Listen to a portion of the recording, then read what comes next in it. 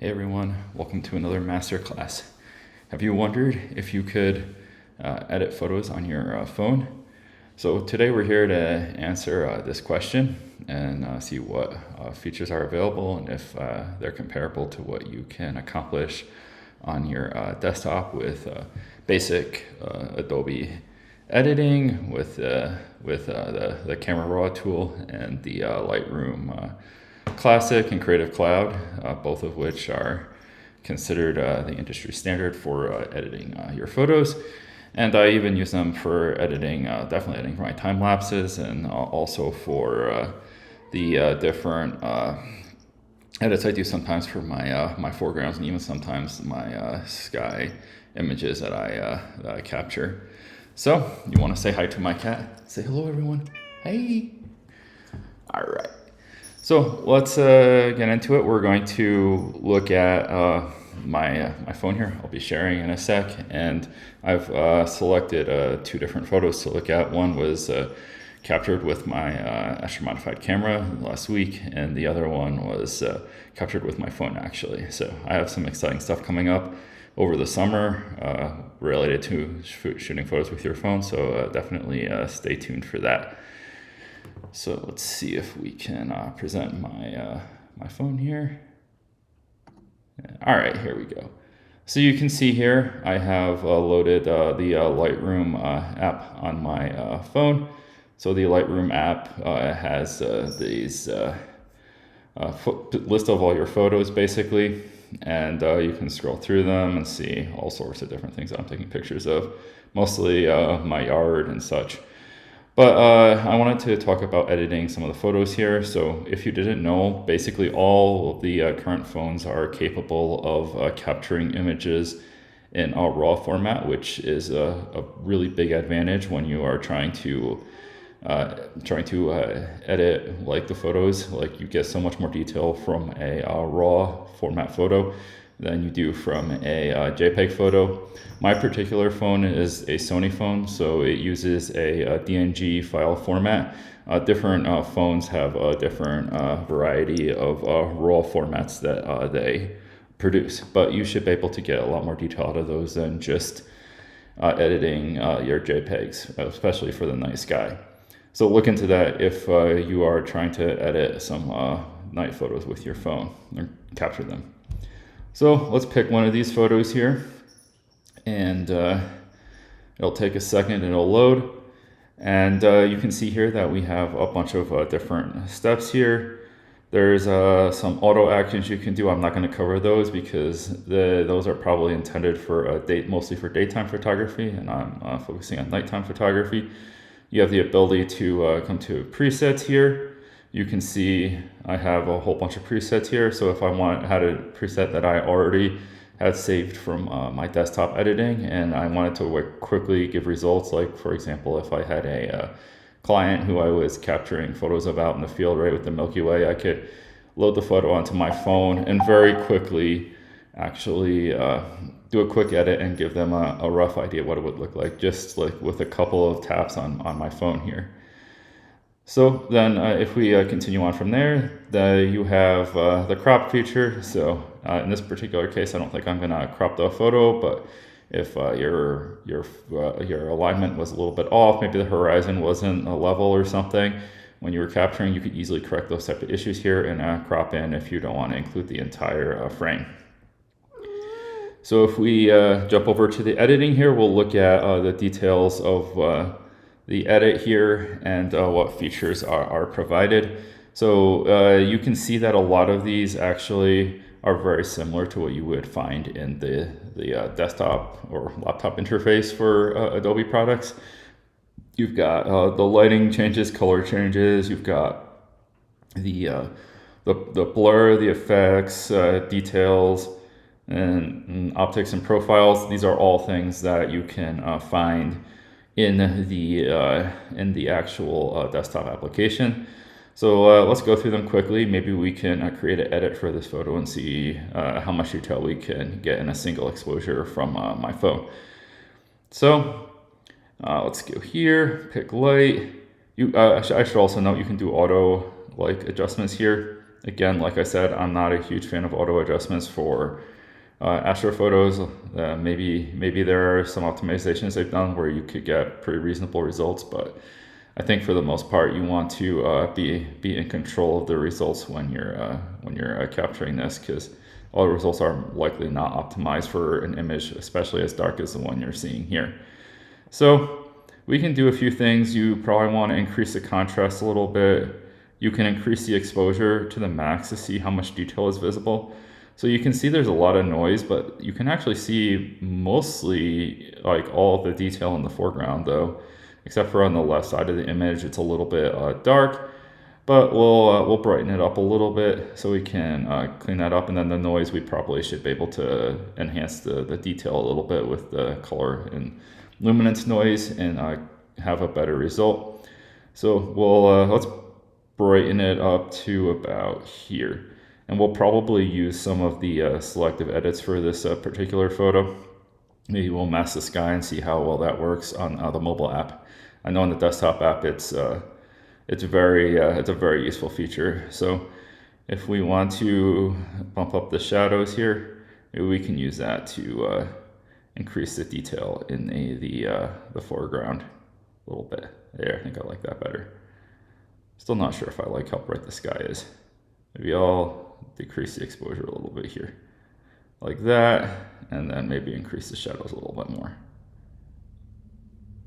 There, we can try that. Obviously, these things are like personal preference, and you can edit however you want to, as long as you're happy with the results. I'm just giving you suggestions how you could edit and how I might edit a photo that looks like this. All right, so let's see. We are coming to the color now. You can see that if you have the temp and the tent, two colors are blue, yellow, green, purple. Those are opposites in the color wheel, if you will, and they have the ability to change the look and feel of the image. So obviously you want to be careful with those, don't get too carried away, but again, a lot of this is artistic personal preference. So if we want to know what colors are in this image, we can go to the extremes. So I'm a big fan of increasing things here. Let's see. If I go saturation and vibrance all the way, you can see that colors here look kind of disgusting. But you can also tell that if we can actually zoom in the feature here, you can actually kind of see the color of the stars, right? So you've got some yellow stars and you've got some blue stars. But obviously the saturation and vibrance at this level is not acceptable for final image. Just doing that to see if it's worth trying to pull some of the colors out. Another thing that really stands out to me in this is the color of the sky is very yellow. Like we could definitely use some blue maybe in there to try to make it look cleaner. I don't know how great. I think I hit the back button. Let's see if we can find that particular image again. Let's see. Sorry about that. I think it was it this one we were editing? All right, let's see. Maybe not that one. Is it this one? All right. No, this is not the one. It's definitely the other one. All right. Sorry about that. I hit the side of my screen. It went back to the menu screen. All right. So we'll go here and see if there were edits saved. This is definitely not it either. All right. So let's start over again. We'll quickly do the changes we made before. Quickly make slight adjustment to the exposure. Contrast up a little bit, and then shadows up enough where we can just see the detail in the foreground, because we're going for just slight amount of detail visible. And then yeah, we'll go to color next. And like I was saying, we want to balance the colors a little bit. So let's make these a little bit blue. So there are very many ways to actually do this. So you don't want the image to be too blue, right? If I go like this, the image is really blue. So this might work well on like a winter scene where you have like a bunch of snow or something. It's really cold and you want to really emphasize the coolness of the photo. That is one reason to make the image really blue. But in general, you probably don't want that. So I'm also noticing that there seems to be a tint of green in this. So I'm gonna move the tint to the purple side a little bit here, but not too much. Just enough to make it look a little bit more balanced. So you can see now the sky is starting to have a more natural looking color. Obviously, this is a single exposure from my phone, so you're seeing all sorts of weird gradients in the corners of the image in the sky here. So we'll probably just turn the saturation vibrance down pretty significantly in order to help those become less visible. All right, and we do want some saturation. All right, so we'll do something like this. And we can zoom in and see if the stars are still giving off a little bit of color. Giving off a little bit of color, let's see if we can get a little bit more saturation in there. See what that looks like. So one thing I'm noticing is I'm really having trouble using some of the slider controls here. I don't know if there's a bug or something else going on, but it's really struggling to select, especially the bottom like slider here. I don't know if my finger is fat fingering and hitting the bottom here. Well, that's one thing I'm noticing while using this, that kind of like making it harder for me to use the editor here. All right, so let's go with that. That looks like a pretty natural sky edit. The saturation and vibrance are reasonable. The sky tint is pretty muted. You can see there's not a strong like green or yellowish hue here, because that's not what I'm going for, just going for a natural edit. And then if we go to the next here, you can blur things. I think we're not going to blur anything here because our goal is to produce a clean image. So we come to other edits here. So this is the effects edit, very similar to what you find in the desktop application. You can increase the clarity. So I like to increase the clarity in my images. So obviously if I increase this too far, right, image is completely looking grainy, so I don't like that. So let's do just a little bit here. And then if you want to like really clear the sky up, you can add some dehaze. It can provide details. Again, I'm having trouble getting this slider to work for the bottom here. See. Yeah. All right, this is a really not good. This is hard to use. I think there's some bug in the app or something that's not allowing me to select the bottom slider very easily here. Because no matter where I put my finger on the screen, I'm not able to select it. See, I can tap over here, but selecting the actual like circle, like, and dragging it, it's not doing much of anything. So if you dehaze here, you see as I do more dehaze, the bottom left corner is actually really becoming like worse. We'll have to see if we can clean that up in the detail section, which we're gonna look at next. All right, let's see here. Maybe, I don't know if we want to add texture here. I think I like the clarity. I don't think I like adding too much texture, so we'll leave that really low.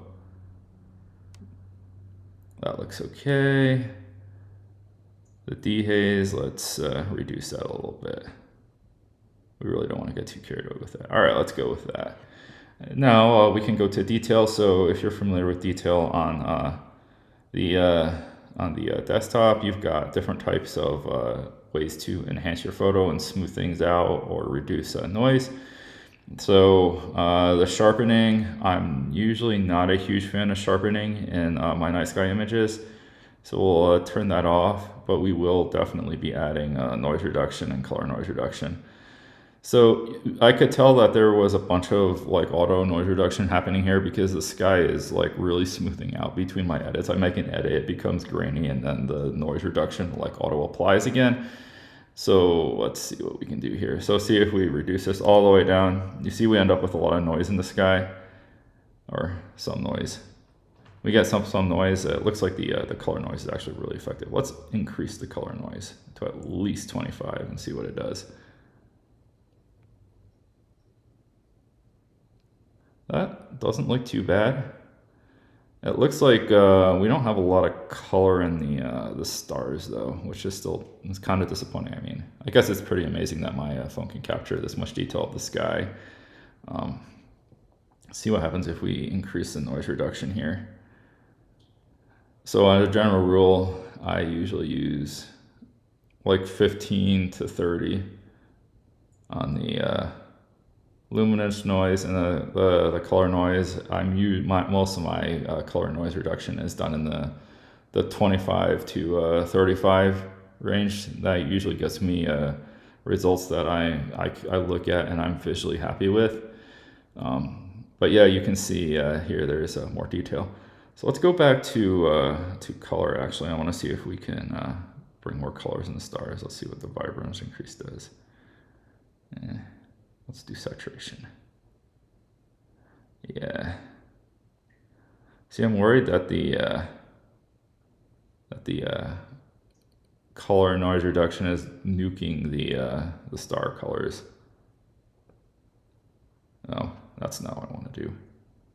All right, let's see if this will actually save my edits this time. Which photo was it? Was it this one? Yeah, this is the one.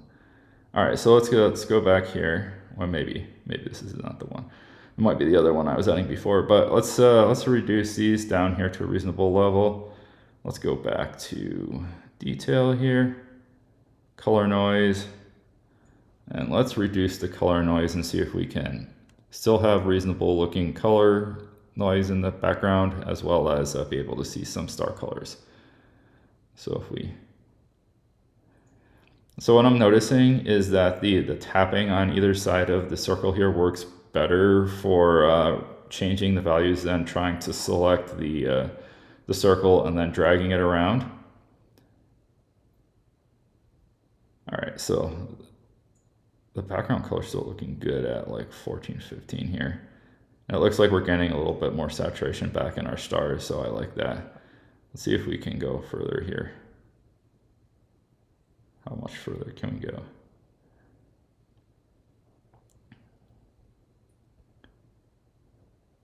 All right, let's like zoom out and see if there's any bad gradients in the sky here. There's a little bit on the right corner that are showing up, and the left corner was already messed up.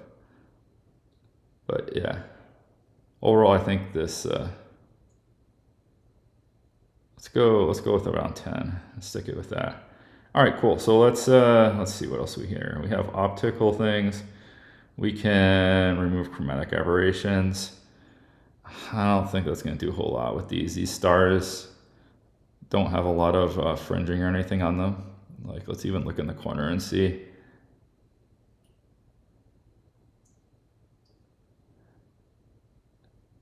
Yeah, I don't see a whole lot of that with this. Let's see if we enable lens correction. Let's see if it has a big effect on the image. Let's see if there, because a lot of times this will fix vignetting issues. I'm seeing very mild differences here.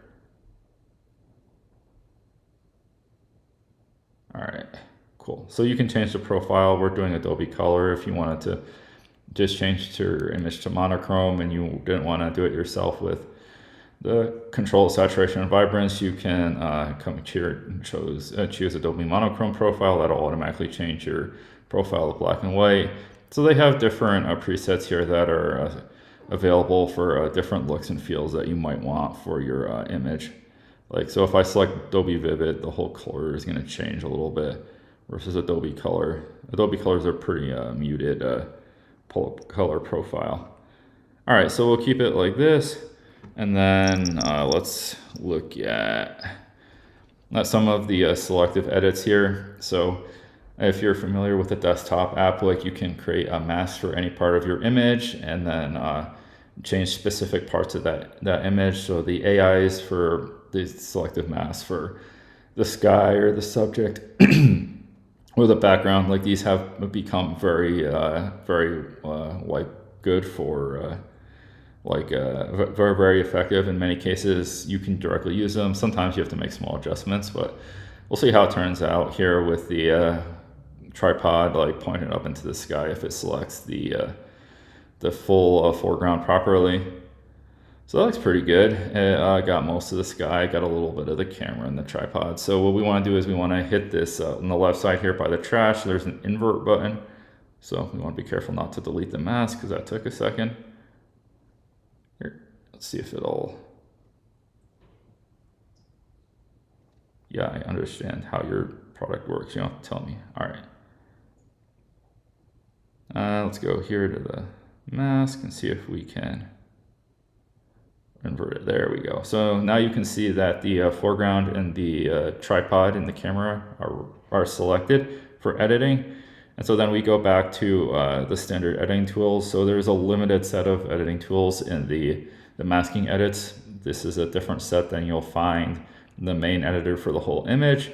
And I have not done a detailed research into why exactly that is, but I'm assuming there's good reason to have some of those limitations. Maybe a lot of the features don't make sense.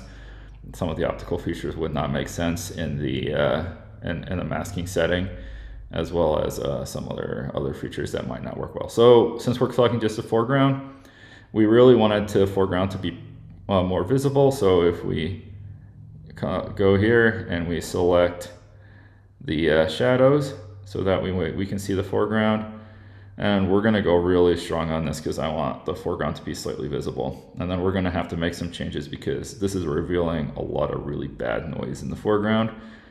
And so I can tell you how you can make some slight improvements to fix that. It won't fix it completely, but it'll make it look better. So let's see. All right, that's not what I intended to do. Let's go. All right. We'll go all the way extreme there. So now you can see the outline of the tripod legs, which is what I was aiming for.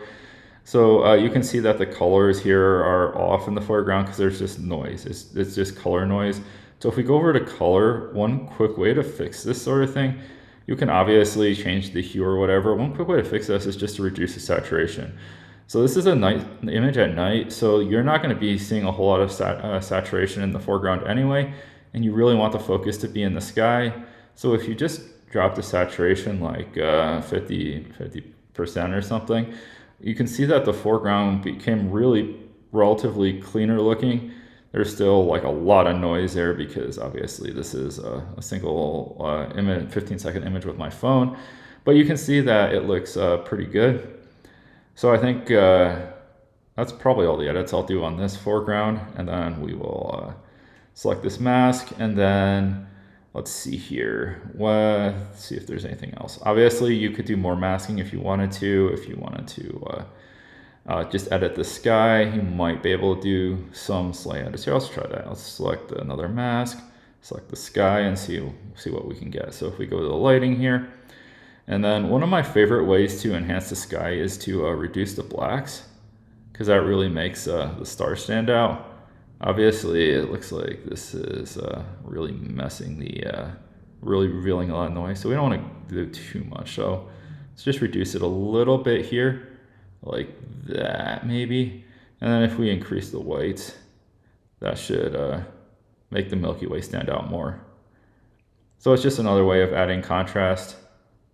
It's probably very similar to some of the contrasting tools, but it allows you to control the blacks and the white points separately yourself. So if you want to do something different than what the built-in tools do, this is a really good way to do that. So this is a quick sky edit there. I think that looks pretty good. Let's see if the color here, let's see if we can bump the greens a little bit purple and see what that does for just the sky here. Because I'm still seeing in a little bit throughout the image, a little bit of green. Let's see how far I can go without making the image purple. All right, that's looking a good amount better. Obviously, it's not going to be perfect because no image is perfect, but like you can get a lot better with a stack of exposures. So let's just go a little bit more. All right, that's starting to look purple, so that's probably about as far as we can go.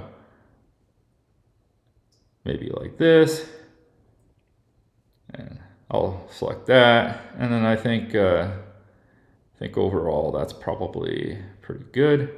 I think we'll call this image done. So then when you're, obviously you can do other stuff. You can do selective objects, but like those are the relevant features I think for editing. So like, I guess we'll say as an initial verdict, this is looking pretty solid. You can, once you're done, you can save a copy to the device, and it will export the photo to your device. Then you can go to your gallery here, which there's a shortcut here. We're not going to do that because your gallery will probably look different than mine, because you probably don't have the same phone as me. But we can go back and like look through an edit that was actually of a photo that was actually captured on a proper camera and see what the differences look like. So this is an image I captured last Saturday morning. I was capturing sky and foreground. So this was a test image that I took when I was trying to configure my gear. So it was not intended to be a final image, but we'll edit it just for fun here. So we can do similar the same features. We'll probably use similar ones. We'll go through them very quickly so we don't take up too much time. So if we go to the light edits here, actually let's start with the color edits, because, well, let's do a quick exposure increase here so we can see the foreground color. And let's not do it that way because the sky's getting blown out really quickly. Let's increase the shadows. Let's do that. That'll give us the opportunity to see what's going on in the foreground. All right, cool. So let's go over to color edit. Obviously, this is an Astro modified camera image, so the colors are off to start with. So we'll do my normal trick where if you watch me enough times, you will definitely know this trick, that you increase the saturation vibrance as far as you can, and then you start making adjustments until the whites look white enough to you. So it looks like the sky needs to be still looking, all right, it's looking a little bit green, so we probably want to take the tint back a little bit more purple, like that here. And then maybe it's looking a little bit blue now. Depends on how warm you want the image to look. Like I said, a lot of these things are personal preference. All right. Let's see how far I can go here with this before it starts looking. All right, let's go with something like that. That looks pretty good. And then we're gonna drop the vibrance and the saturation back down here to like, I don't know, 25, 35, something. Again, a lot of these things are a personal preference. And then you can immediately see the foreground looks relatively well color balanced. And so does the sky. Looks like a very natural edit of the Milky Way. Yeah, one thing I'm noticing here that can be helpful with the colors is the color mixer is one of my favorite tools if I'm looking to enhance the different nebulas in the sky or the star colors or something like that, the saturation. I really highly recommend that tool if things look off or the specific details you're looking for are not highlighted. That can be very helpful. It does not seem like the mobile app is offering that. But again, I don't know if you can complain about that, because this is actually a free app, right? And like the app on the desktop has a lot more features. It's easier to use than with your fingers here. But yeah, it's actually a pretty full feature in my opinion for allowing you to do all the things that it allows you to do. So we're going to go through the edit quickly here. We're going to, again, I think we want to probably try to increase the shadows a little bit here if I can do that. All right, so now we can see the detail there. I'm not sure if we want to increase the whites here. Let's increase some contrast here. And all right, I'm noticing my laptop is dying, so we'll probably try to wrap this up pretty quickly here, but like, so we got some lighting edits, we got some color edits. Let's look at the effects. Again, we'll do similar. I like adding some clarity to my images. If you want to see more texture, the texture will bring out more stars. And if you have a very noisy image, the texture will create stars that don't exist. So you want to be very careful. One thing I'll note is this image is taken they're taken at the same time where the other image was taken. And you can see that the effects in the sky are actually almost the same in this image as they are in the other image. You can see that off to the bottom left of the image, there's a bunch of like this clarity or haze. So there's high clouds or smoke or something over there. And that was seen in the other image as well. So yeah, just be aware that like the problems that you see phone, what you see on your images that you take with your normal camera and camera body. So yeah, just be aware that this effect is. Give me 1 second. I'm to plug in my laptop or it's literally gonna die. There we go. Hopefully, I mentioned that the there's light. There's the visitor center. So the park is really it's a park. So Black Canyon National, and they do a job of being the light pollution. So they're able to actually want to select the sky. Like I like to white point a little bit because the opposite of looking like a star. That's all.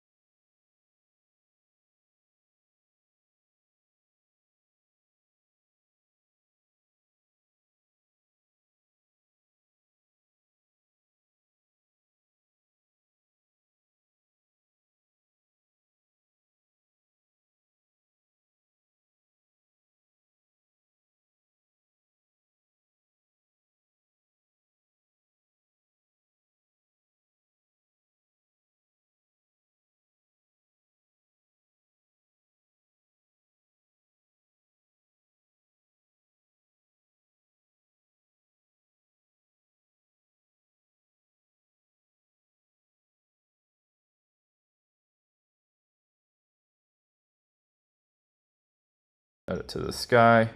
Then we'll quickly capture the sky again.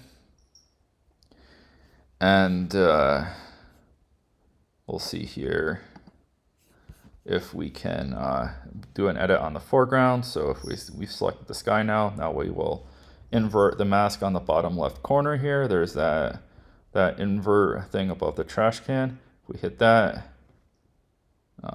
it will select the foreground instead of the sky. Then we can go to the lighting edits here, and maybe we want to increase the exposure to the shadows a little bit here. We don't want to increase them too much or else it'll stop looking like a night sky photo. And then we'll look at the image and we'll see if we like the way it looks.